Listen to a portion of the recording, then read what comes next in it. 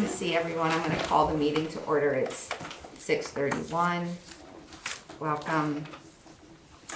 To start off, we have our consent agenda, which includes our prior minutes from September's meeting, a number of policy first read and second read, as well as some informational only policies. Any discussion on those? Questions, comments? Mary, sorry, it was someone else talking. Nope, go for it, Kat, you're up. So yeah, I just had some comments on the firearms policy, Okay. and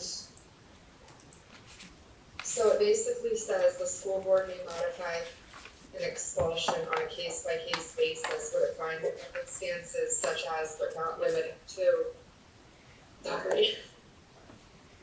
The student was unaware that he or she had brought a firearm to school, or that they didn't intend to use the firearm. So I just had concern over that language, and I realized that we talked about this at policy because it was brought up that there have been cases like in high school where people already are driving, they have a truck, they have their hunting rifle, so it's very much believed the intent isn't there, but I guess I just don't feel like, does this open the doors to, I don't know, somebody could break into that truck, steal that gun. I just think there should be zero tolerance for any firearms on any of our campuses because we just live in that kind of world now. So that's my comment, I guess. Kat, when you all were in policy working on this particular policy, what was the general thought about that, and how did we land with it being written as it's currently written? Because this is a second read, so it's I was gonna say, I think it was policy in the spring even, so I realize I'm kind of late to the game maybe, especially since I was there, but I don't know, I was just rereading through it and it just stuck out at me. So yeah, I don't remember beyond what I just said that was discussed. I don't know, Lisa, do you remember if you were at that meeting, or do you have any thoughts on that policy? Thanks for asking. I don't recall being at that meeting. I recall talking about firearms policy a few years ago when we last looked at it. I'm not sure if I recall being at the spring meeting. However, I'm just thinking about what you said, Kat, and while I totally understand and respect that, somebody could break into the house next door to the school and take a firearm and come to the school with that in the same way that they could break into someone's truck. So, I mean, honestly, unless the person with the truck that has a firearm in it intends to use it in a harmful manner, it's still that person's private property and they are intentionally not taking it out and using it in a bad way. I mean, everybody stands the chance of being broken into and having their guns stolen and used in a bad way. So I don't want to really, I guess, drill down into people's personal property, which is their vehicle, even though it happens to be parked on school property. And I mean, that's just an example that I thought of that came to mind, and I get what you're saying. I mean, we can't control everything. We can't control the neighboring properties, but we can control, who's on school grounds and what they're bringing.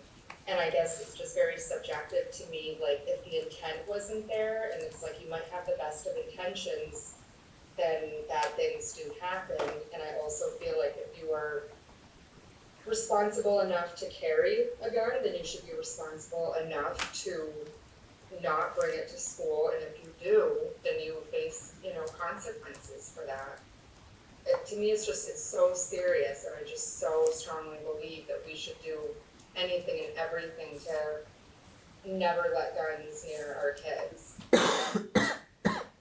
Mary, I'd like to jump in here. Yeah. I just want to clarify, we do not allow kids to come to school with hunting rifles, and that's addressed every time. When there's something that happens where someone shows up, and I'll give you a couple of scenarios that we've seen over the years where, they have switched vehicles with a parent at the last minute, and there was a hunting rifle in the back seat because they had been hunting the night before, and they came to school with that in the vehicle. I've seen situations where they have gone hunting in the morning and had intended to go home and drop it off, but ended up going to a friend's house and then forgot it was still in the vehicle. So it isn't that there are no consequences, and we do not say you can bring it to school. These kids are suspended no matter the situation when it comes to weapons on property, and they stay out of school until they have an expulsion hearing every time. So I just wanna, there is a no tolerance, but I think that the piece of the policy that I would point you to is that the expulsion is up to 1 calendar year. So I think the board needs to have the ability to look at intent. So if it is a situation where a child switches a vehicle with a parent and there's a gun in the back and they show up at school and you can, I understand the worry about someone could get their hands on it, but I would like to not treat that student the same way we would with a student who is bringing a weapon onto campus, that's maybe a handgun or is not connected to hunting or could have, that just gives you the ability to hear the story. You still can choose the expulsion for the year, if you don't feel that it is a believable story, and I would encourage that if there's any worry at all. But I think the board needs flexibility in a community that has such strong hunting ties. We've seen kids mess up in this realm before. Okay, no, that totally helps, Lynn. I must have missed a part or just didn't understand, but that completely clears it up for me. I was thinking that, there was no consequences, even if there was a mistake. So thank you, and I'm good now. Okay, thank you. Lynn, does this policy, cover, family members coming to school to pick up a kid during hunting season and they have multiple rifles in their car? It should. We have not had that situation. I mean, the policy really is about students because the consequence is about suspension. So I would say that if a parent is coming to school with weapons, we have, I don't know if we have signage at all schools, but I know we at least have it in some schools about being a no weapon place, like a gun-free school. So I think that situation would be more conversation with the parent or contact with law enforcement. It wouldn't fall under this policy specifically. Yeah. Because that's a student center. Yeah, understood. Okay. All right. Any other questions on policies? Okay, so I'll make a motion to accept the consent agenda. We'll do that by roll. Kat, Aye. Lisa, Aye. Aaron, Aye. John, Aye. Arlene, Aye. Miranda, Emily, and Mary is an aye. Lynn, any need to reprioritize the flow of the evening's agenda? I don't believe so. Okay. We have no visitors here with us and none in the virtual realm? Nope. Okay.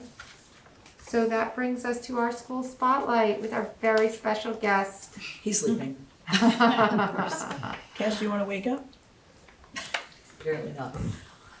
Well, I just wanted to give an update of Cash's first month as our new four-legged staff member. And I reached out and I wanted to get some feedback from families. And I do intend to reach out to staff. I kind of wanted to see what maybe the impressions were from families that maybe the parents were hearing from their kids when their kids come home from school. So to kind of recap, I know I put some of it in my report last month, but Cash has his official certificate now that is framed and going on the wall in my office, so his credentials will hang there. I don't have my credentials hanging there, but he will. So he has his, and it's the Canine Good Citizen Certificate, which is an assessment that is given by a dog trainer, and it's a 10-point assessment that he has to pass: accepting a friendly stranger, sitting politely for petting. I was gonna look at what time it was, so I could time myself. Sorry. Appearance and grooming, how he goes out for a walk on a loose leash, walking through a crowd, sitting down on cue and staying in place, coming when called, reaction to another dog when two handlers approach each other, reaction to distractions and loud noises, and a supervised separation. So when I have to leave him with the trainer and walk away, and he had to stay there till I came back. So he passed all that in August and then received his certificate. So I started bringing him at the very beginning of school, but then we had some hot weather and I wasn't sure if that was good for him, so I left him home for a few days and then came back. And I think I also said like a few things made him nervous, like that giraffe over there, but he seems to have made friends with the giraffe now, so he's good. But you know, he entered this school, usually had been here with me in the summertime since he's been a puppy, and he's now 4 years old. He was very much used to an empty building, and then all of a sudden there were about 180 people in here and a lot of action. So there were certain things that he would pause and look at, and occasionally a woof here and there because he wasn't sure of it, like the pharaoh at the end of the hallway. There's a tiger in a cage in Mrs. Bowen's room because she's reading a book called The Tiger Rising, and she has a dog crate with a stuffed tiger in it, so that stunned him one day. A lot of times the kids think it's funny when they see him getting nervous about something, but overall I think it's been a very positive experience, and I would like to just share a little bit of feedback. And there was an 84% of families that said that they thought this was a positive thing for our school. And then when I analyzed the other percentage was a look, I don't know, was part of it. And some of the comments that were I'm not sure about this kind of thing, I can address those too. So some of the positives to start with: my daughter enjoys seeing Cash in the hallways, and she always talks about being able to throw the ball for him at recess. Cash offers students comfort when they are upset. I hear many students asking where Cash is if he's not here. Students that are upset are visibly calmed when Cash is near them. My son enjoys throwing the ball with him on his breaks. He has to earn them. He is there to pet, which helps with his sensory needs. He looks forward to seeing him at school. The first thing he talks about on our way to school is Cash. A lot about helping regulate emotions, put smiles on people's faces. My boys are so excited to have Cash there. They have talked about him a few times and really enjoy being able to interact with him during the day, especially because their cousin in Franklin also has a dog who comes in with that principal, which they've heard about for a while now.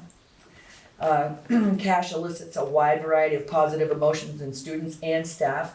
Empirical studies have shown petting a dog helps release calming, de-stressing hormones such as oxytocin. Very official. It creates opportunities and loads of happiness to my child's school day. My children are excited because they have never seen a dog in school before, and he's fluffy. He makes school enjoyable and is fun to be around. Makes kids happy. So just a lot of kids are excited, kids are happy, they like to play with them, they like to smile, and dogs are the best, and not all families can have dogs. So definitely some comments about the fact that he's non-shedding, which is definitely a plus. And there were some other comments about that he could be a distraction and concerns about that, and the students needing redirection, not wanting the students to be blamed for being off task or being distracted. And I have gone into classrooms with Cash and kind of explained to the students that it'd be really great if they could just keep doing what they're doing, pay attention to their teachers, stay on task, because he's another staff member coming through, and they have an opportunity in the hallways or at recess to be able to engage with him. So we're working on that, and I think the kids have done an excellent job so far. When I walk in and he just plops down, they really don't even notice half the time.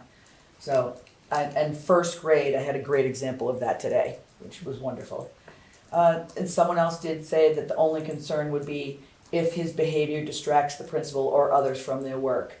And, sometimes I don't even notice he's there. He just follows me. I don't have to really call him and say, hey, let's go. I get up, he goes. And it's been a really nice thing. There is one student that he tends to like to hang around with, and one of them happens to be my grandson. So when he sees my grandson go by in the hall, sometimes he wants to go with him, but he doesn't go far, he comes back.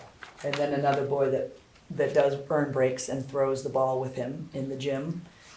When he sees him, he really wants to hang with him. Let's see, there is a little bit of a concern because he has barked at a few things. And I am doing my very best to help him understand that that's not allowed at school. There's no barking at school. And so we're working on that, but it has been, a lot of things are very new to him. So I have some letters from students that I would like to share. And this one starts with jokes. Whatever has an underline is a joke. So there's a section in here that's a joke that I think you'll find quite funny. I think Cash is a good animal. He is a sweet, kind dog. He does have to go to the principal's office a lot. That was the joke. But other than that, he is good. I think it's good to have Cash in the school because he is the best. I love him so much. Cash makes everyone happy just from them looking at him. The end. And then there's a lovely drawing of Cash and myself with a lovely flowery top that I would be happy to pass around. This, he visits one of our classrooms that has a couple of students in there with some special needs, and one of which was addressed, that was earning breaks to throw the ball. So he wrote, Cash comes to my school. I throw a ball for Cash on my breaks. When I see Cash, I get excited and happy. And so this was his response to his writing prompt. And another one says, I can earn breaks with Cash. I like to throw the ball to Cash. Cash makes me happy. So those were some more pieces of writing that were done. Check my time. And then I had some students help put this together. So we have some photos for you all to see. And I can walk around with them.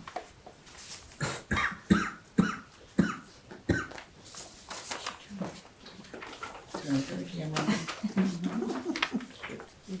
And I will lift it up. Good. Sandy, did you say what kind of breed he is or breeds? He is a standard poodle, and I did make a couple of notes about that. That's why he's non-shedding. But there were some things on the AKC website that said that they are known for being highly affectionate to their family, as well as being excellent with young children. Those were a couple of things that were stated on there. So I don't know if I could come down to this end of the table so you can see all the kids having some fun. Him posing. He was posing with the flowers outside. That's so cute. I have one of those, the ball chucker. You can see that black thing with the tennis ball, so you don't have to touch the slimy ball. And the kids like to throw it at recess. And they were posing in the shade with him. So cute. So he's enjoying himself. Not a bad gig, Cash. No. And he's pretty easy. He's so sweet. And he just hangs around when, if I'm in my office working on something, he tends to like the cold floor on the office, on the tiles where Stacy is.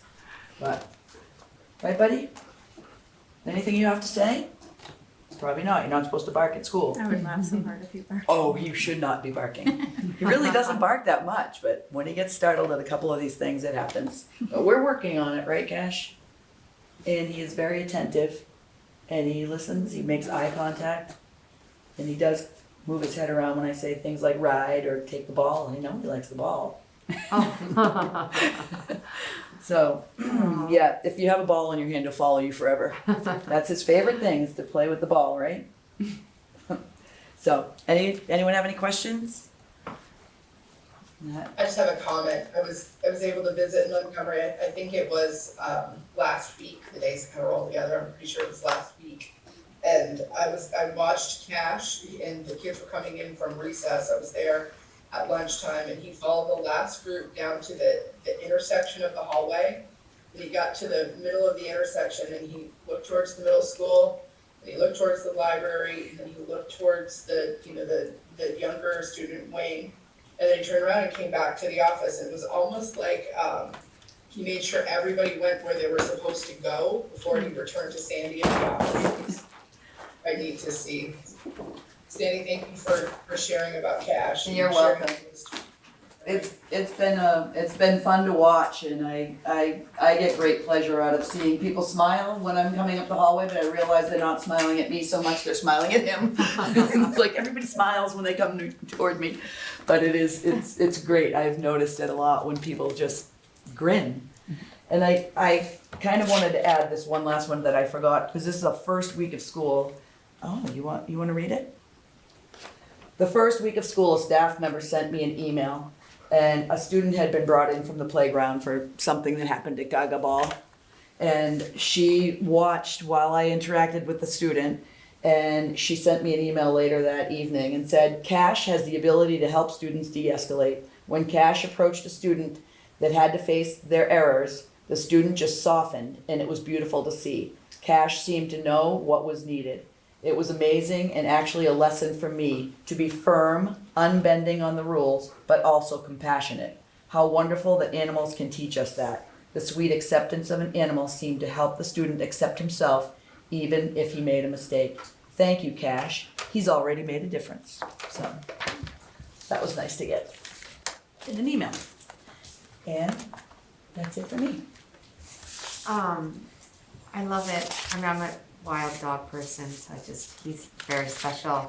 I was just curious, Sandy, have you had any people who are just legitimately scared of dogs yet, and how do you navigate that? Because I know, there are people who've had scary experiences, Yes. bites as children or bites as adults, and, not all dogs are awesome. And so I was just curious if you've had to kind of negotiate any people who have a profound fear of dogs, and Yes. how that works. It's interesting because we actually have an adult here that has been bitten a few times Yeah. in her life. And I knew about that. So this summer, it was really nice to see her, because when he has the ball in his mouth, he just wants to go over to whoever will play with him. And he did approach her with the ball, and she started tossing the ball with him.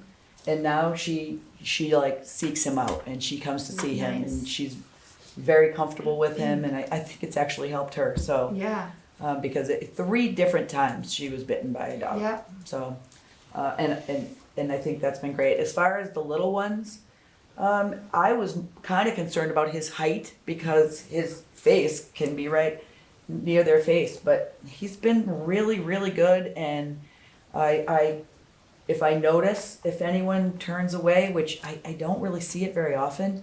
At first it was, just they were busy, and they turn around and go, oh, there's a dog there. But I don't think it was because they were scared. I think it was because they were surprised. yeah, So, yeah. but I was hoping I might have gotten some of that out of the feedback from the families too. And I don't see that he likes Gavin. But you're not supposed to do that, Cash. So hopefully he'll get better and better as time goes on. Right, buddy? That's great. Let's go. Thanks, Sandy. You're welcome. He's wonderful. Thank you for listening. Really? All right, You're done. so that brings us to less fun things. This must be me. Only one action item this month, similar to the Visbit proxy that you gave at your last meeting. The VHI annual meeting is also being held at Lake Maury in conjunction with the Superintendents and School Board Association annual meetings. There are no action items on that board, but they still go through the motions of having a vote. You'd given me your proxy. Lynn and I are both going to be attending that conference this year.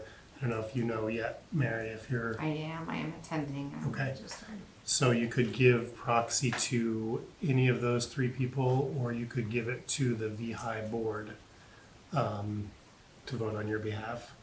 And again, there's no action items. The makeup of the board is now not elected, it's appointed, and so there's very little that happens at this meeting. So based on your pleasure, I will give you the motion to read. I'll give it to Mary, you want to give this one to me as well? I think just for consistency's sake, we should give it to you. Since I'll be up anyway.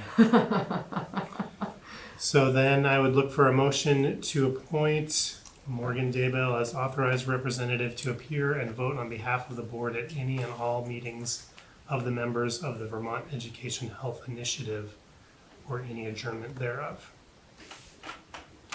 I'll make that motion. We'll do that by roll. Lisa, I, John, Aye. Kat, Aye. Erin, I, Arlene, Aye. Miranda, aye. Emily. Mary is an aye. Thank you, Morgan. Sure thing. Now we're gonna do the initial walkthrough of the budget. I don't think this slide deck is anything new to any of the board members. It'll be Terry Sue and Gavin's first walk through this. And so this is something that I'm gonna bring you through every month from now until January. Tonight, we're really only gonna focus on some initial thoughts around staffing. We're starting this conversation a month earlier than we normally do. But I think because of the moving parts of ESSER, especially at the SU level, we wanted to get a little bit of a jump. So first is the budget development schedule. We've got meetings scheduled for November 1st, December 6th, and then the hope is that we'll finalize a budget at your January 3rd meeting. We can let that slide and hold a special meeting until about the third week of January if we need to, if we're still waiting on some information. Similar to last year, the tax commissioner will release the yield number on December 1st. That's one of the 4 figures that go into setting the tax rate.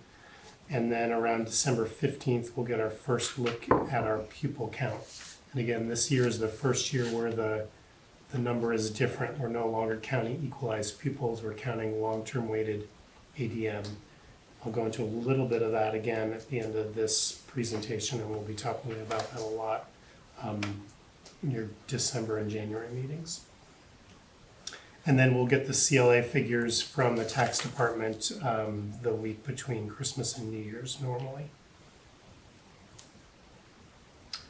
At your annual meeting, in person, we will be electing a moderator and clerk as we always do. We had some discussions after last year when there was only one citizen who showed up at your meetings on whether we wanted to start putting in the steps to get rid of the official annual meeting that's in person. Right now, we're required to do that, and we're required to elect these 2 positions and then kind of tip the rest of the meeting. If you moved to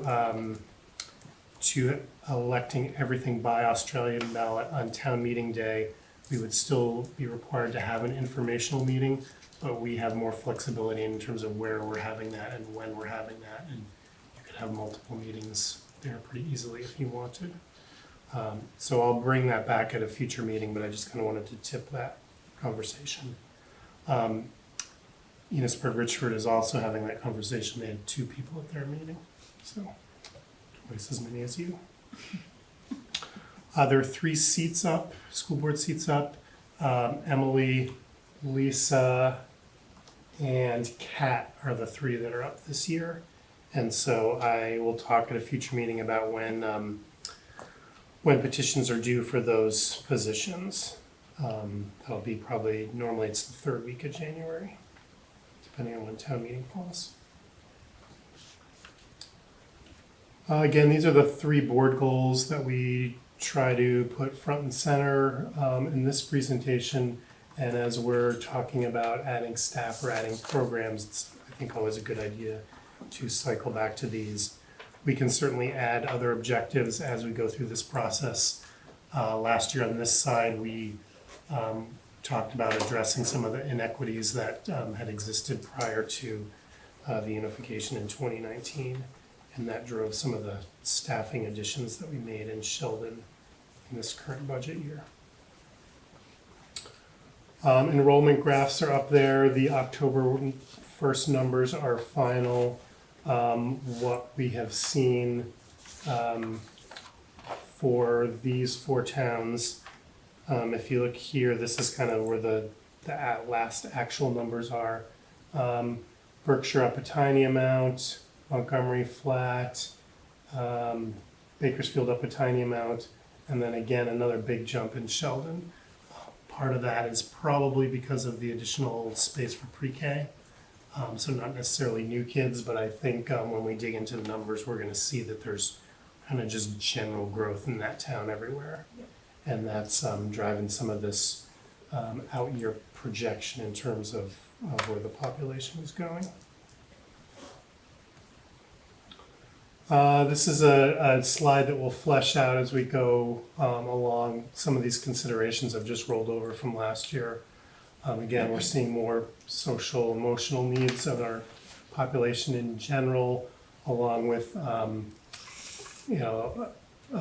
mental health support system outside of the schools that's got its own challenges, especially around staffing. First year of the revised weights under Act 127. We are heading into our last year of federal COVID money. ESSER 1 and ESSER 2 have expired, and ARP ESSER is expiring a year from last month. PCB remediation, we're kind of in the middle of it in Berkshire right now and waiting on results in Sheldon. We're expecting double-digit premium increases in health insurance again. We will have a little more solid a prediction by the time we get into probably December. And then in terms of high school students, we have a very large 8th grade class this year and a very small senior class. So we know there's going to be some pressure when it comes to high school tuition increasing, on top of just the fact that those rates go up and we're now mixing in things like the PCBs that a lot of the high schools are dealing with, as well as the social emotional increases. I'm going to walk you through this a little more slowly. This is kind of the first cut of where we are seeing some potential increases for staffing, building by building. These changes have been informed by my initial conversations with principals, although Lynn and I did some tweaking as well. And this is something that we will continue to refine as we move forward. So in Bakersfield, they currently have 2 days of a family engagement coordinator paid for by ESSER, contemplating putting that into the local budget. In Berkshire, we've got, again, 3 days of, or 2 days of a family engagement coordinator, looking at bringing that up to 3 days a week. Again, that's a shift from ESSER, but also an addition, and really thinking about combining that into a position that's only split over 2 schools. There's also some fractional change to paraeducators, and I will say as we go through the next 3 months, that's probably going to be the case in all the schools as we kind of refine who the students are and what their specific needs are. Talking about potentially adding a half-time health teacher, and you'll see later on that we had in this year proposed an NMV-wide health teacher. For various reasons, we're kind of pulling that back out of the budget, and we have not been able to find anyone to fill that.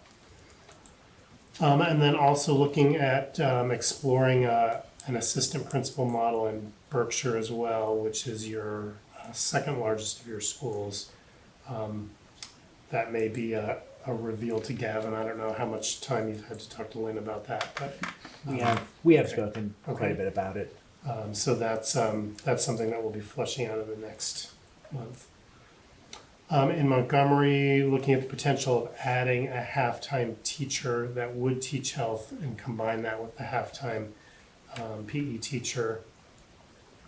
Also some changes to paraeducators, at least one defined by a change in student needs. Talk of bringing the second custodian up to full-time. Right now, Montgomery has 1.5 custodians. We did that in Berkshire last year with this budget, and talking about doing that in Montgomery. And then also the potential of keeping the day of family engagement coordination that they have currently out of ESSER monies right now. In Sheldon, there's no family engagement coordinator in ESSER, but contemplating combining that Montgomery position with Sheldon. So again, not having to split someone over more than 2 schools. In terms of additional teaching staff, we're gonna start bringing you budgets that look at adding a health teacher as well as a STEM unified arts teacher. There's also a need, we think, for not necessarily a full-time paraeducator, but someone who can help with the office assistant position and then go in and fill the needs of the paraeducators who are out that day. So kind of a floating sub position. Morgan, can you clarify? I'm a little confused about the health teacher. So we're going to no longer look for a district-wide health teacher, and we're going to look for one for each of the schools? So Bakersfield has found somebody on their current staff and has decided they don't need to be part of the NMV. They've been able to do that with their gym teacher, and that's what Montgomery is proposing as well, rounding that out with the gym teacher. Okay, Sheldon, because of the numbers, I think would likely need a full-time, because they're up to 350 kids now alone. And then in Berkshire, it wouldn't necessarily need a half-time teacher, wouldn't necessarily need a full-time teacher, but would need some health instruction there to meet EQS standards. okay. I have just a question on the health teachers for Montgomery and Bakersfield. Are those PE people certified also health, because they're separate licensures? I They have to believe, be, Arlene. Yes. We don't have a clear plan for Montgomery yet. That is one of the down the road when that position needs to get filled. That would be the intention, and they couldn't teach the health unless we got them certified in both. And Bakersfield already is? Or at least provisionally. Okay, He's working on it. good.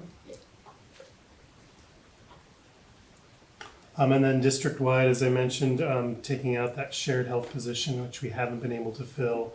And I know Lynn, after some conversations with leaders and I think some board members, Yeah. wanted to put on the table this the concept of a NMV for school SRO position.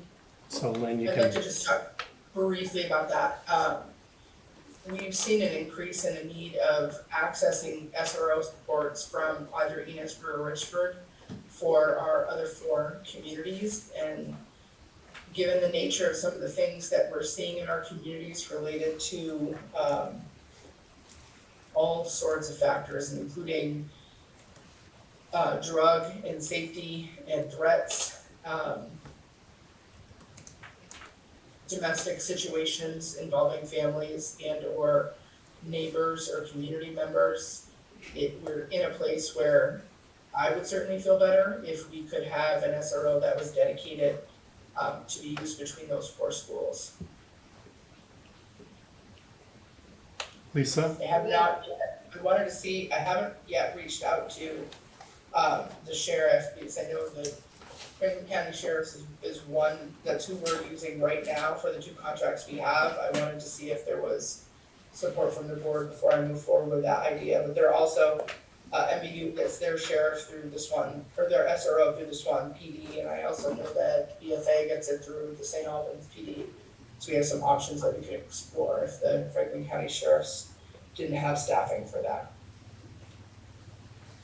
Lynn, I just had a question on what an SRO is. Like, is it always been a law enforcement person? So a school resource officer is what I would be seeking for that position. We have that model in both Richford, the Richford schools and the Enosburg schools, and those two, they typically spend more of their time at the middle high school levels, but they're available when things come up at those elementary schools as well, and it's, I know it offers a great deal of comfort in some of the more challenging situations that the administrators find themselves having to contend with. But like, as far as actually hiring, like you're saying another school uses like a police department and we have like a sheriff for the other schools, so like you're actually hiring a member of law enforcement is how it Yes. works? It's it'd be a contract for services. Okay, thanks. You're welcome. So I'd like to weigh in on this, since you're asking for board input. I just attended public safety meeting, actually 2 or 3 of them in Richford.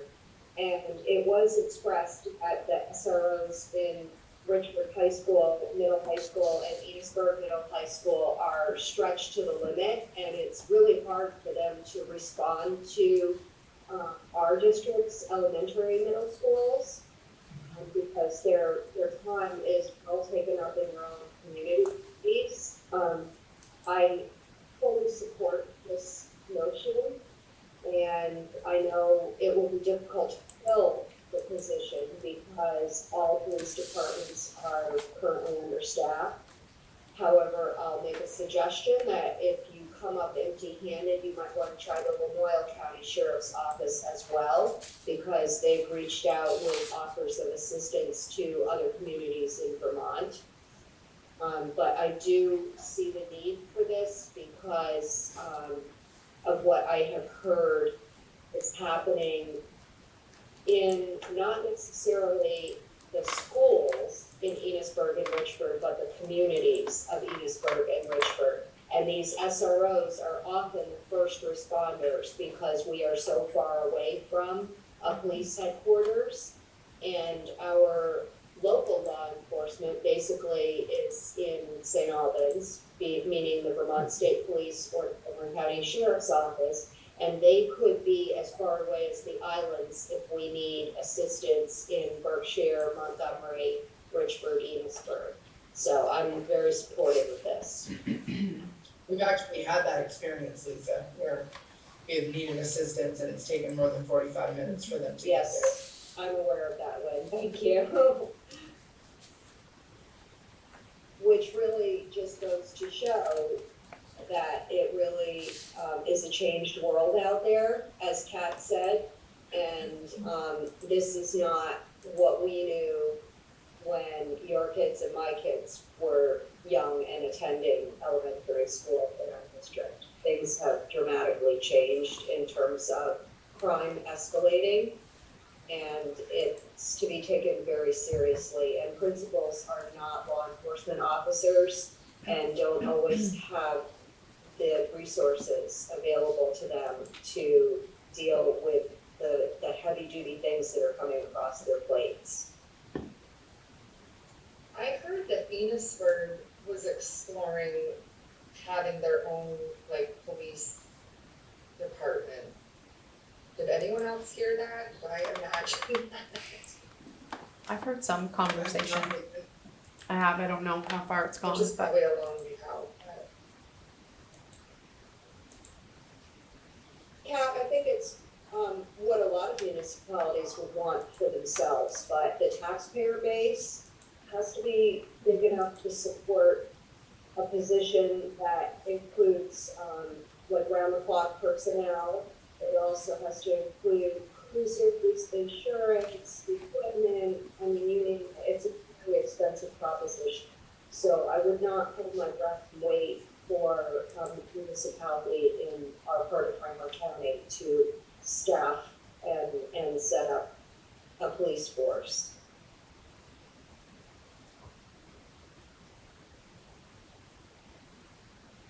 Yeah, I just wanted to also add, because for a while we had one, that came through the elementary schools from Linear One North.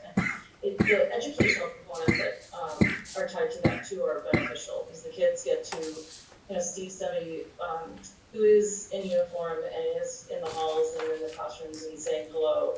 And it doesn't become a scary person, it becomes a friend and somebody that they can trust. And so I think, somebody who can be in those schools and do that piece and not be weighed down in other areas it would be a huge benefit to the students in the community.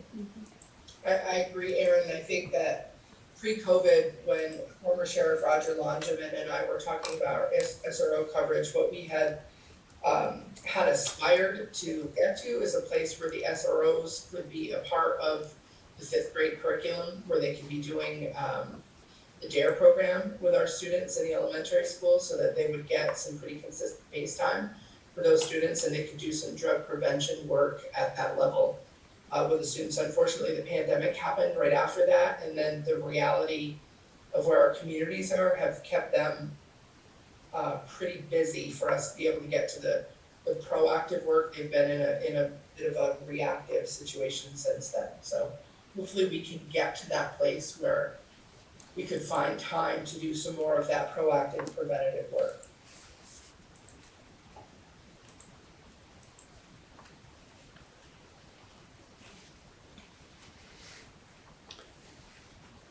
I'm going to agree with what Lynn and Erin just said. I think it's very important for children to understand that law enforcement officers can be very helpful and are a great resource in the community. So this is a nice way to start.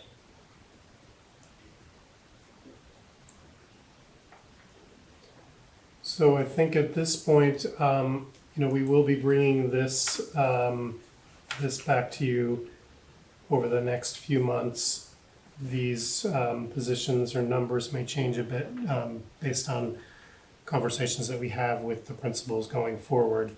But if there's anything that the board is interested in us exploring, it would be great to know that either now or offline, sooner rather than later, so we can build that into some of those first drafts when you actually see dollar amounts tied to all this stuff.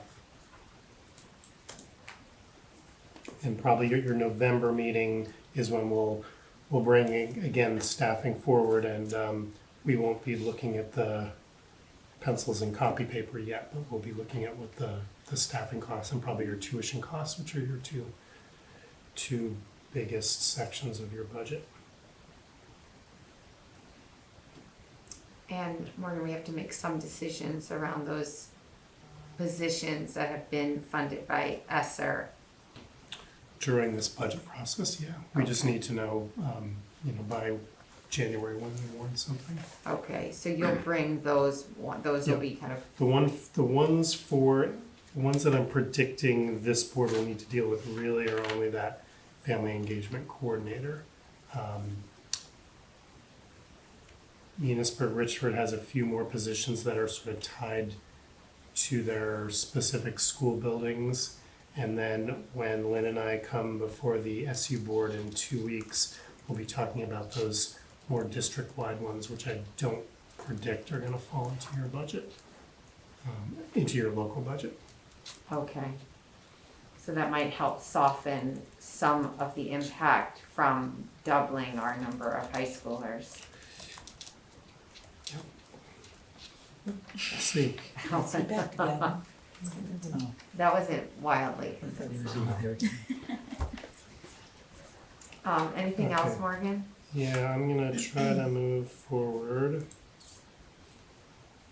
I just wanna look real quick at this slide. So again, this is This is not new to board members. It's gonna be a little new to our two principals who haven't had the benefit of going through a Vermont vote.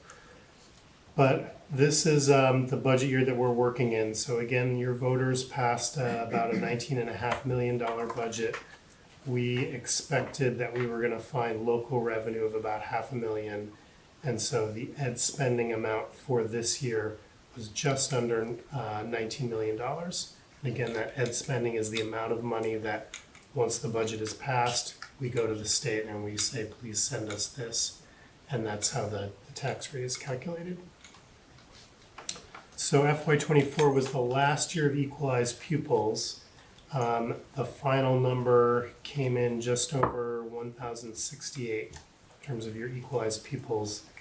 That gave you an ed spending per equalized pupil figure of 17,782 divided by the dollar yield, gave you what your tax rate was before application of this CLA.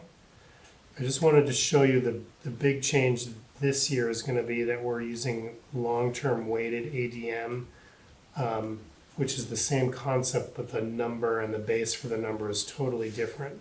So you're going to see a number that's going to be close to that 1,900 figure, and it's going to look like we are banking over 800 kids.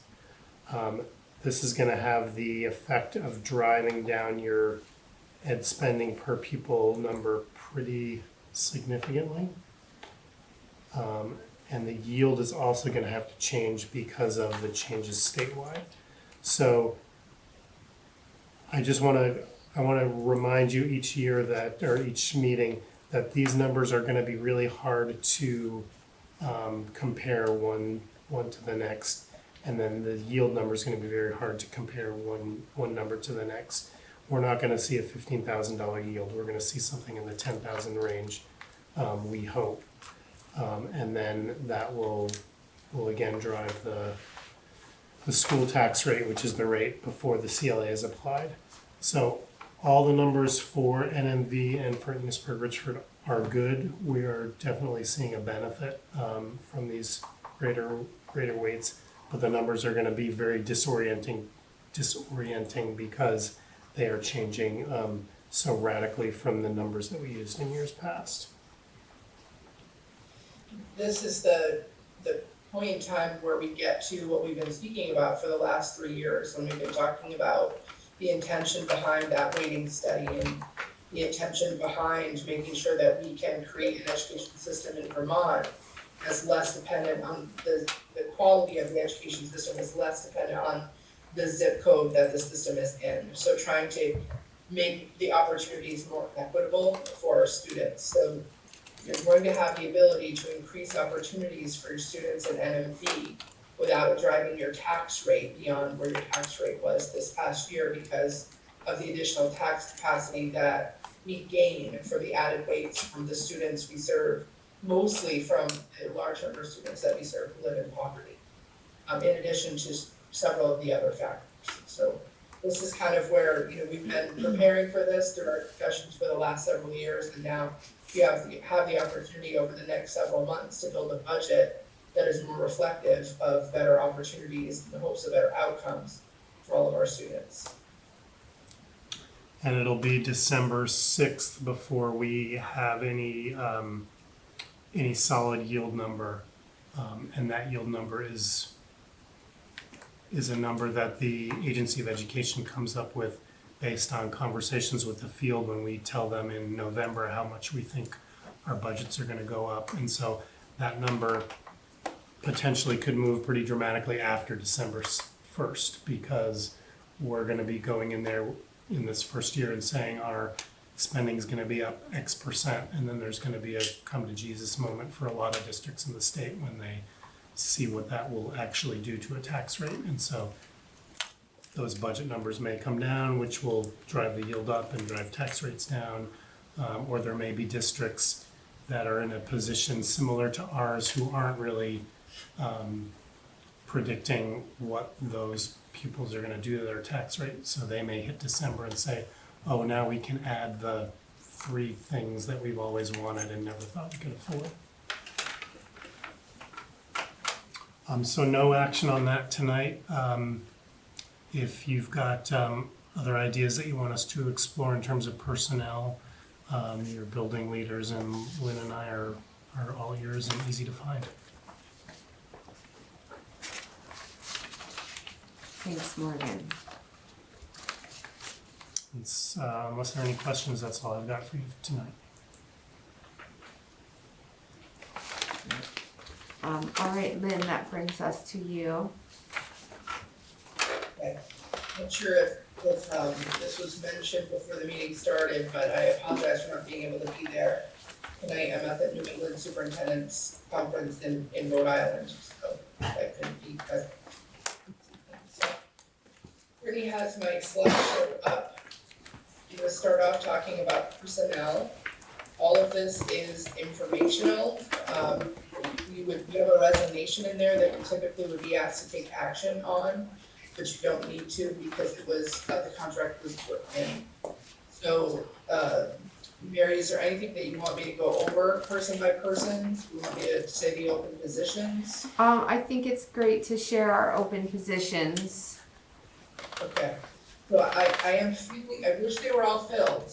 They're not all filled, however, I feel as though our list is getting a little more manageable as each month passes. We're certainly in a better position than we were at this time last year. So, in Berkshire, we still have had built into the budget an enrichment teacher. We haven't been able to find anyone for that position yet. We're looking for paraeducators and we're now looking for a school nurse.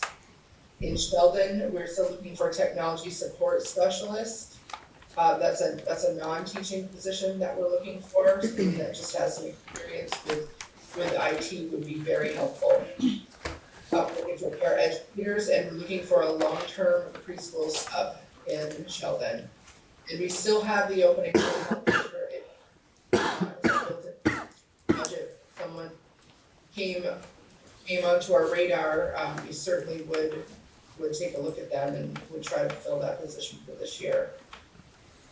And then lastly, in terms of administrator negotiations, I am negotiating with nearly all of your administrators for this next year. So I have Rhoda, Sandy, Gavin, and Sean I'll be negotiating with for next year. And can I assume that you want me to do negotiations the way that you have asked me to do it for the past probably 5 years?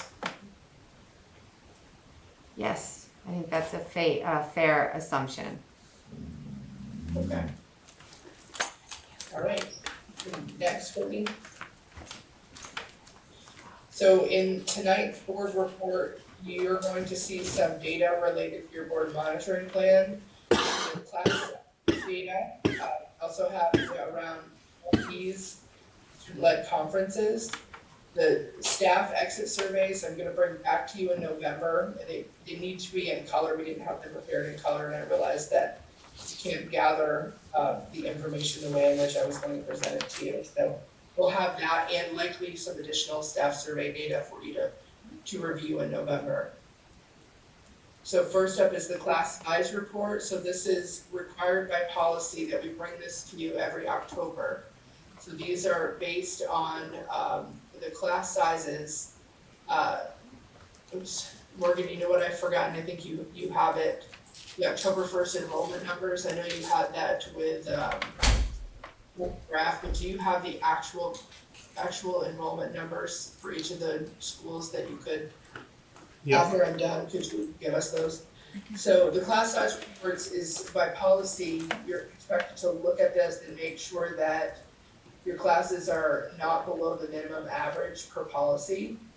And when I look through these, I don't see any areas where we're falling below. We're a little bit below in one area in Montgomery, but it is a half a student below on average. Other than that, we're definitely staying above those minimum class size expectations. Are there any questions on that data? Lynn, I just have a question on the Bakersfield, why it doesn't include PE in the middle school numbers? Right, way down at the bottom? It's how our policy is written. I'm not sure why that was that way. I wondered if it was That's the- because 5 through 8 are in PE altogether? If that was a factor? That's for all the schools. I They don't have know to be why it would be together. that way, because usually most schools don't have a different, like usually the art teacher has the students the same way the teacher would have it, so I don't know if that Right. was driven by state reporting or if there's something when this policy was originally designed that we would have pulled PE out. Yeah. I can't answer that. Okay, just curious.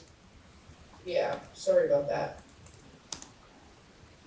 Okay, do you have those numbers that you could share, Morgan? I do. Okay, I would love if you could share the up or down swing as well.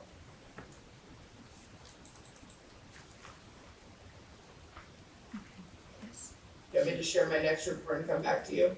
No, got it. Okay.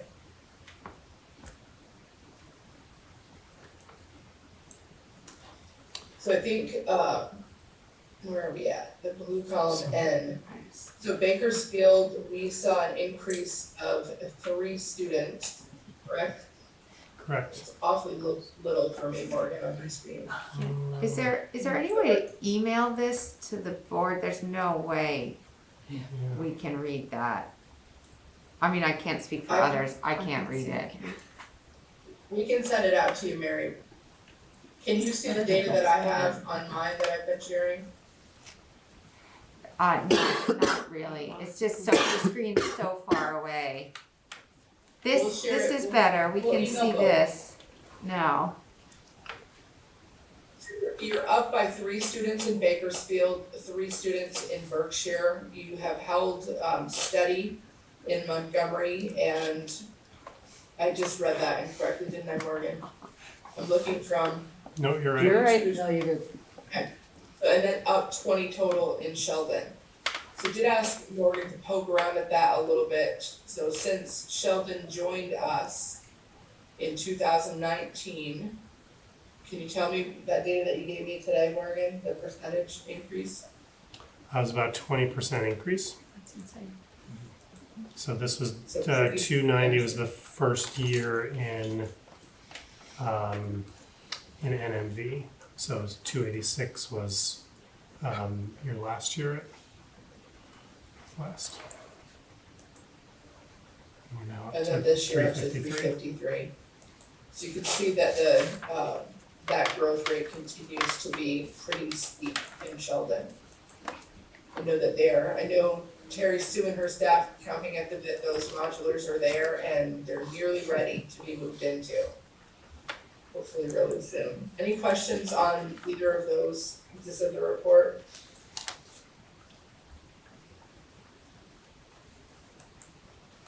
Okay, Court, if you could go back to, we'll jump to the PLPs and the student-led conference data. So some of this is a little tricky. We were not able to gather data from Bakersfield. I'll explain why at the end. In Berkshire, we had a shift to student-led conferences. 33% of the middle schoolers participated in that last year. I think that was a little challenging to gather that data for Gavin as a new principal. So we'll have a better sense in the spring what that data looks like in Berkshire. 100% of the middle school students have PLPs. In Montgomery, their student-led conferences last year, they had a 97% participation rate and 100% of their students had PLPs. We did not have data that was available that we could go back and capture for the student-led conferences from last year. Like Berkshire, we'll be looking at seeing what that looks like at the end of the year. We will track back and find the PLP data for Sheldon in November, along with both of those data points from Bakersfield. And then the last, so I had sent an email out to all of you, just notifying you that Mrs. McClure has had to take a leave of absence. So we have Julie Benet. She is a principal who works with us in Sheldon. She is filling in for Mrs. McClure, and it looks like it may be a few more weeks. She's dealing with a situation involving a family member, and so she'll return as soon as she is able to. But we're pleased certainly to have Julie there to take the helm for Bakersfield. I think, we're predicting that it may be a few more weeks, but we really don't know. It could be sooner, or it could be a little longer. So I'll keep you informed about that. Any questions or comments on anything that I have in my report?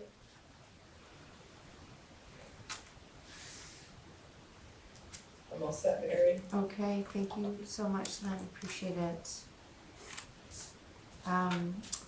So that brings us to our principal reports. We don't have Rhoda here tonight, but her report is here if anyone would like to read it. So Gavin, you're up. Can I ask if you have anything you'd like to highlight or add to your report? Absolutely. So for this round, rather I should say, this is the time of the year where we begin to get some of that hard data as to where our students are at. The most recent data that we have, of course, is from our STAR assessments, both in math and in reading. One of the things that we're finding is that our students are about at the national norm. They are, for most grades, they are slightly below, but they fall between the national norm and the 25th percentile. There are some grades, of course, that have indicated to us that they're going to need a little bit additional support, namely in 7th grade and also in 3rd grade are two of the ones that jump out at us initially. However, across the board, we definitely are beginning to identify those students who need the additional assistance through targeted intervention, both in reading and in math. And we've also begun through through our structured WIN groups, or What I Need Now groups, to ensure that we're providing that targeted intervention. One of the things also that we are beginning to implement fully, we've put the structures in place and now we're moving forward, is our regular MTSS process, where we're having regular meetings with our teachers to review where learning gaps are, and particularly also student-centered meetings as well, where we can see specific students who might need that assistance as well. Kindergarten actually was a huge highlight in terms of reading. The one area where we're pushing forward with them is through phonemic awareness. That was based on their past assessment, and that was the one area where we're going to begin to hit as well, and that would be those initial sounds, corresponding those sounds to letters, and really not even so much that as much as being able to segment words. In terms of social emotional, our SABRES data does indicate a strong initial foundation. We have found that there are 2 grades, once again, that might need additional support through targeted SEL intervention, and that's 3rd grade and that's 7th grade. 7th grade particularly, we can see that's been an area where we've really needed to support the students with sound SEL instruction. We've also seen a correspondence between these scores and also student referrals to the planning room as well, which of course makes sense that those students who might need that additional support with social emotional learning those behaviors or misbehaviors might manifest themselves in misbehaviors as well.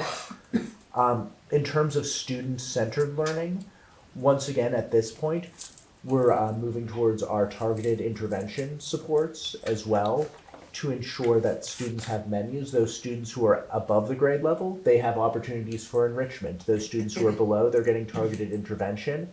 Those students who are on pace, once again, we're looking to make sure that they have a sound foundation and also have opportunities to extend their learning as well. We have some very exciting events coming up. Tomorrow, our 3rd and 4th grade will be going to the Echo Leahy Center in for Lake Champlain. I was about this close to getting on the bus with them, but it was decided among the team that I would be better suited at the schools, particularly since last week I was at Solution Tree Conference in California, and this week I was at Mastery Teaching Symposium in Boston. So I've literally in the past 5 days been on 2 different coasts. So it's probably better for me to take some time to rest anyway. On October 12th, our middle school is going to go to Arbor Trek. And once again, that's That's part of our concerted efforts also, not just to hit academic targets, but also those team building and SEL targets as well.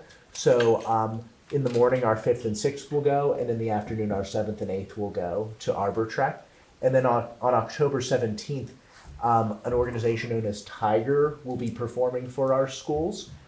This is a group that uses performance as a way to once again hit SEL targets while also providing workshops for our K-6 grades as well.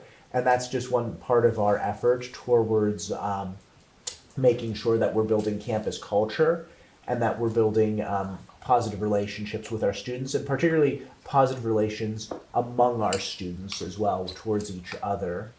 You will see I apparently am just a sucker for selfies, because you'll see a picture of me on the bus. That's something that I've been doing these past few weeks, is I try to make a point at least once a week to get on one bus to ride home with the students. And that's also something that I intend to do going forward. Not just to help build student relationships, but also just to really stress towards students that the school bus is an extension of school. And so it's fully appropriate and expected that school personnel will ride it as well. And then the final thing I wanted to show, and it seems like every time we have our board meetings, I also end up having to show you a picture over my phone. We named our second staff member of the month for this school year. This is Trisha McFadden. She is our ELA coordinator. Or I'm sorry, not ELA coordinator, ELA interventionist. She has been an integral part of particularly supporting our middle school. She's been a mentor towards our younger staff as well. And in addition to that, she also invested a tremendous amount of energy towards making a lot of these field trips that are coming up happen as well. So she was given the championship belt and was named the staff member of the month. That's awesome. Nice, love it. Thank you so much. Sandy, I know you did the spotlight, but is there anything else you'd like to highlight or add to your report? Just some things have happened since I wrote the report, but just I'm adding a little field trip in here that our students K-3 are very excited. They're taking a trip to the apple orchard, which they love to do, and they're coming back to make cider after. One of our teachers has a cider press that she brings in, so that's just something exciting that's happening tomorrow. And no, I take it back, Friday.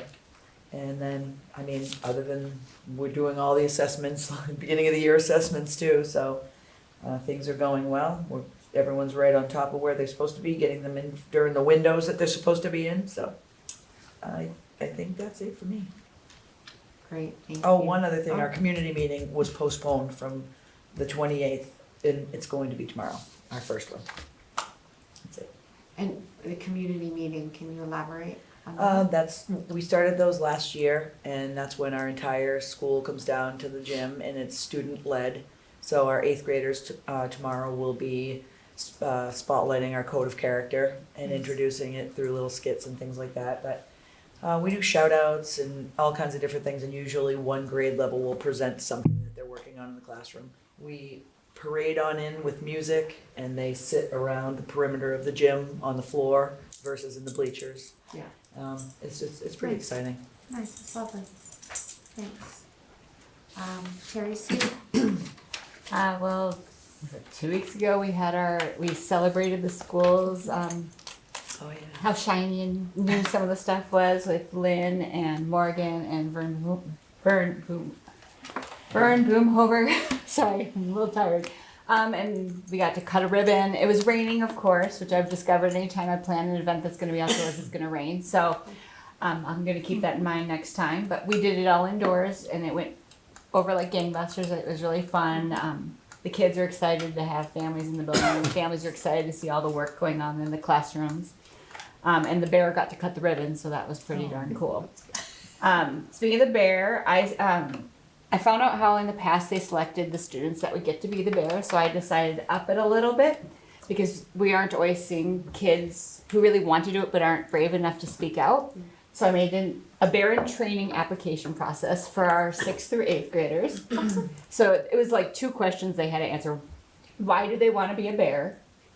And what is their favorite thing about Sheldon, I believe was the second question, just to get that in there. There's like a list of requirements, like you have to, not tell anyone that you're the bear for this event. You have to show up on time. And then any adult in the building could sign off on their application when they turned it in. It was just trying to see, are you really motivated to go talk to any adult? And I have a lot of signatures from one of our second grade teachers, Miss Chaffee. A bunch of the kids still remember her from their second grade days, and so she signed off on a bunch of them. We had our lunchroom staff signed off on one of them. It was pretty cool. We have a stack of people who want to be a bear in training. So we had our first full bears assembly, and where a bunch of kids get their certificates for following one of the BEARS requirements and on the PBIS philosophy. So 2 of the kids were there. One who was a seasoned bear who trained, he was an 8th grader who trained all of our bears in training so far. He's been training them. So one of them got to try it. And then that same afternoon, our entire school had earned a school-wide celebration. So we did a big scavenger hunt in the afternoon. It was a beautiful day because I didn't pick the date. So they got to go outside and do the scavenger hunt, finding all these things, doing conga lines and all this kind of really fun stuff that they got to celebrate themselves in the building. Our first sleuth team was with the upper elementary, lower middle school grades. The sleuth team is designed to solve problems that student voice was important. So we have brooms in rooms for a couple of the classrooms now because they wanted to keep their classrooms clean and not rely on just the custodial staff picking up after them because they realized their job is to clean, not to pick up after students. So they've got brooms in rooms going on. Like Kev and I, we sort of have a staff award that we've been doing. We have a parking space as well, but we do it weekly and it gets passed on by the staff member who just received it. So we've had 4 different staff members now. The first one I gave to a paraeducator who then gave it to a math interventionist who then gave it to a school counselor, and right now it's in the hands of our planning room person until next Tuesday. So every Monday they send out an all staff email to say why they think this person earned it. So that's really helping develop some positivity. But everything else should be up to date in my notes I sent out for this meeting. Great, thank you so much. All right, so that brings us to our board business. So first thing we need to tend to is our board reorganization. Kat is going to step down from the SU board. Thank you so much, Kat, for your many years of work on that board. We will definitely miss you. So we do have an open seat on that board, and I'm interested in hearing from others on the board if you are interested, if there's anyone who might be interested in joining us. The other 2 members on the board are Erin and myself.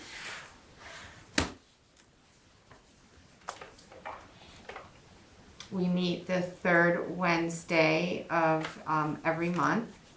Our meetings are now at the central office in the beautiful new conference room space. Meetings start at 6 o'clock. And there are 3 NMV members who sit on that board and 3 ER members who sit on that board.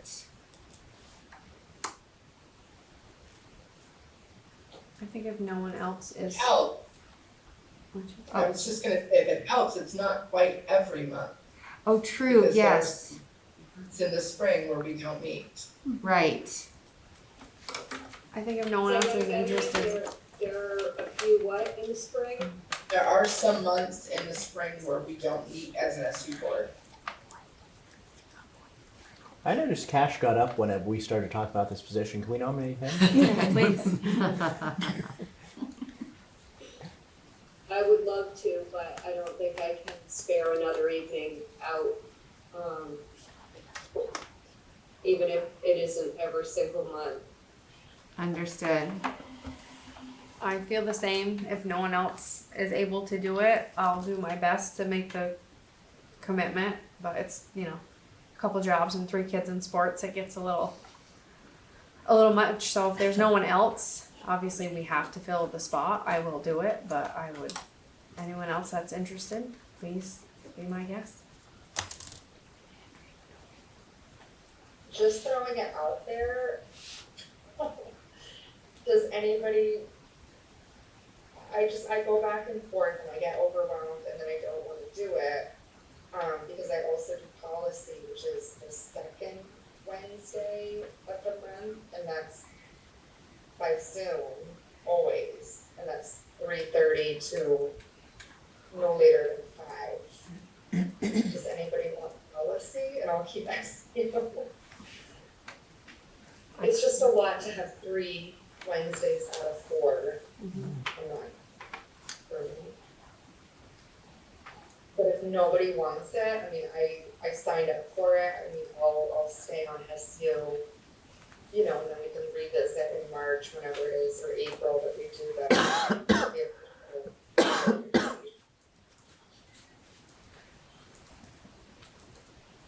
the. Is there a possibility that, I mean, if no one wants to step onto the policy, I mean, the middle of the afternoon on a Wednesday is, in my estimation, a wildly inconvenient time to have that meeting.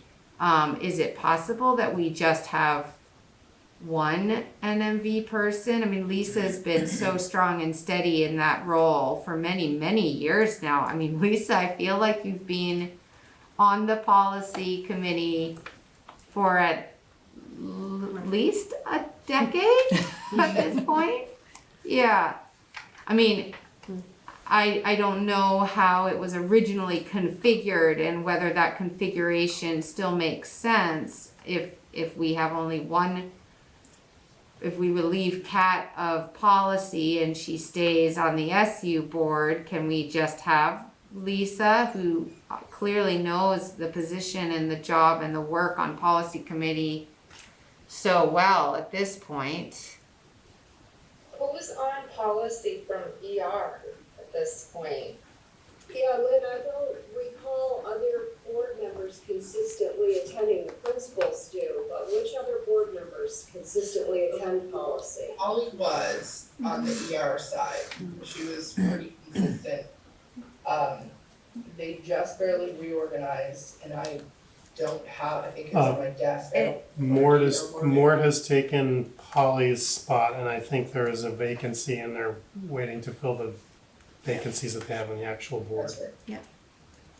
If we have to have, Maybe we should take, Mary's suggestion that only one from each board sits on it, because I'm finding that our meetings are more frequent because we've had to hire, administrative staff. So we had a lot more board meetings than we ever planned on last year. And also that meetings are longer than they used to be, they last longer than they used to. So not policy, policy ends right at 5, right? So maybe we only have one from each district. You know, and Lisa, I mean, if there is I know you're very consistent on policy, but I mean, if there is one that you're gonna miss, I would gladly, you know, sub for you. How about next Wednesday? I'm already planning on it, so. I won't be there. Morgan, I'm trying to remember, is that something we did when, I'm trying to remember, it used to be one per town, when it was a single district. Right. Is that something we did when we originally merged? Was that we decided that it was gonna be 2 for policy? I'm not remembering when we made that shift. Yes, I Correct. think so, when we did the merger, yeah, because I was on when it was one from every town, so I've been on for a really long time. So there's no quorum requirement in terms of board members on the policy committee, so I don't know if there's much difference between going down to 1 per side or just saying we've got 2 per side and knowing that attendance isn't gonna be consistent by one of them. Or that it's just vacant until there's a reorganization. Right. Is there I any don't statute is there a statute requirement, or this is really our No. decision to have two NMV? Well, I'm not remembering though, like, so I know it happened when we merged, but I don't know if it was something that we decided or if it was something that we did officially. I remember we had to make several decisions that they didn't really, we made them formal in our, I can't even remember what it was called now, isn't that terrible?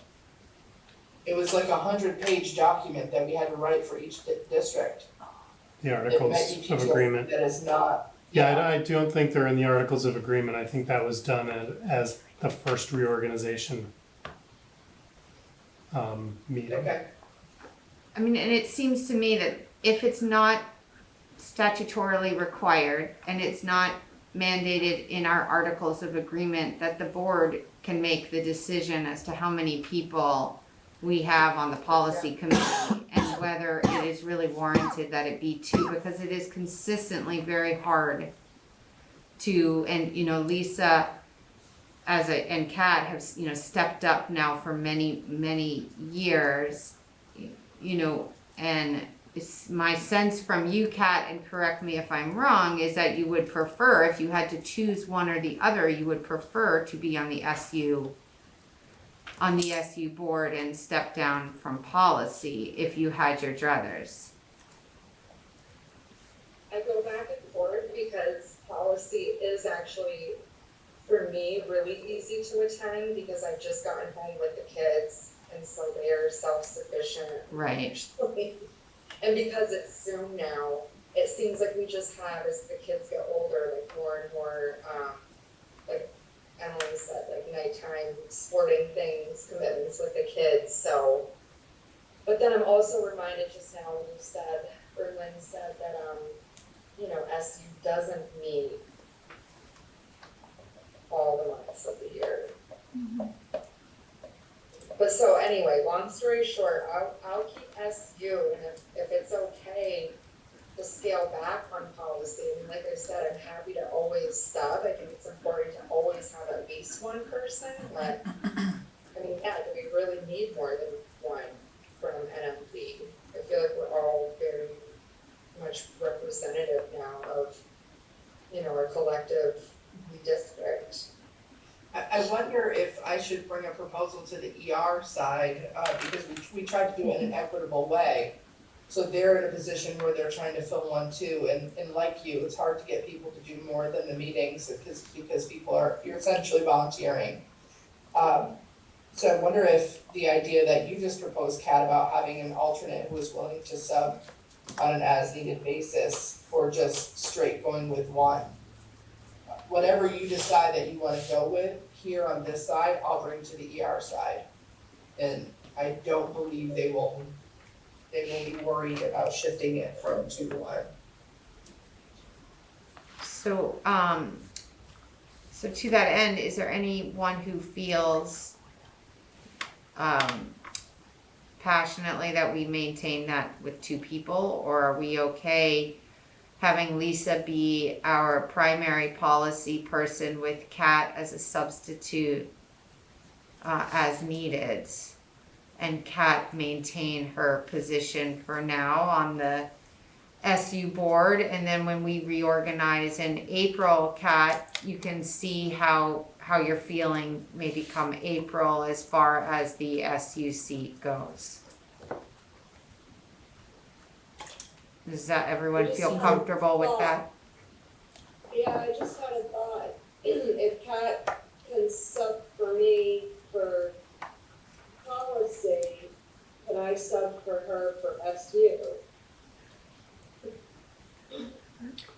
I think that would be more challenging just because of the consistency of the work and being really in the loop in the work, and you know, there's a lot of kind of continuity and things we're working on that I think it would be difficult to have people who aren't consistently on that board.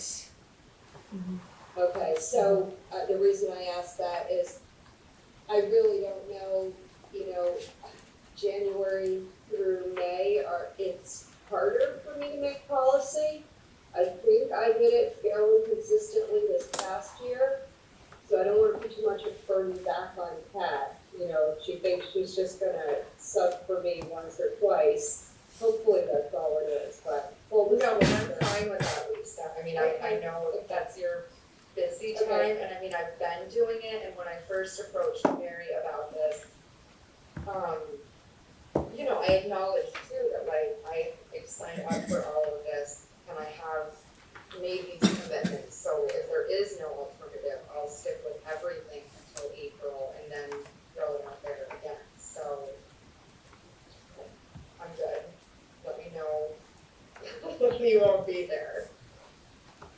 And I can put out there if we need a third alternate for policy. I mean, I know I'm contradicting myself since I just said that's a wildly inconvenient time in the middle of the afternoon on a Wednesday. But I'll say when my farming season slows, which Lisa kind of is the opposite of your busy season, you know, I do have a little more flex time in my day. And on, you know, once it's really, snows on the fields. So I could be a third alternate. I could be a backup to Kat in the winter months. There's nothing I could do during the growing season. But in the winter months, I could certainly, if you can't do it and Kat can't do it, I'm happy for someone to message me, and if I can do it, I absolutely would for the policy. okay, we'll do that. And don't forget, Mary, maybe before you offer that, you are already my alternate for the regional advisory board Yeah. for the career center. I know, it's all good. We do have our first meeting coming up, I think next, I just got a poll on it, so that's coming up. Okay. I'm on 4. All right, that's all good. Okay, all right, well, that seems like a good resolution then. We'll leave it at that, and we can always circle back to these when we reorganize in April. We'll see how the next stretch goes for everyone. All right, perfect. Any future agenda items right now that anyone would like to add? Okay, so our next meeting, November 1st, will be at Sheldon. Maybe will we be able to go into the new classrooms by then? I forgot to mention that. Okay, our last inspection is on October 13th, Okay, Friday. great. If we pass that, then yes, students will be in there before then, so we will be able to go in. Perfect. Awesome. All right, well, maybe if that ends up being the case, folks could get there a little early or at the end, or we'll see I what can works. totally give it to her, it's very, very easy. That'd be great. Okay. Anything else tonight, folks? Lynn, anything else that you'd like to add? No, I'm all set. All right. So if that's it, then I will make a motion to adjourn. We'll do that by roll. Kat, Bye. John, Aye. Aaron. Oh, wait, I'm sorry. I had one other thing. Forgive me. Put a pin in that. And I think it's because Rhoda wasn't here to do the Bakersfield report that it slipped my mind. I did get an email, and I just wanted to share this. I got a message from Ashley Ovitt earlier in the week, and she had reached out to me. Thank you, Arlene, for having her reach out to me. And this was kind of exciting, I thought, for Bakersfield. I'm the representative for the Bakersfield Little League. I've been discussing with the Bakersfield principal and director of facilities the hope to replace the dugouts at the school ball field, which is used by the Little League. We've had generous offers from the Cold Hollow Career Center and Sticks and Stuff to assist my husband and I with this project. So I just wanted to let folks know that was happening, and it seems exciting, and it'll be a nice improvement for all our baseball players in Bakersfield. It's very generous. Yeah, very generous. So I just wanted to give a shout out to Ashley Ovitt, her husband, and the Cold Hollow Career Center and Sticks and Stuff to help in their great effort to make those improvements. So, with that said, the motion is to adjourn. Kat, Aye. John, Aaron, Lisa, Aye. Arlene, Aye. Miranda, Emily, Mary's an aye. Thank you all so much. See you in November.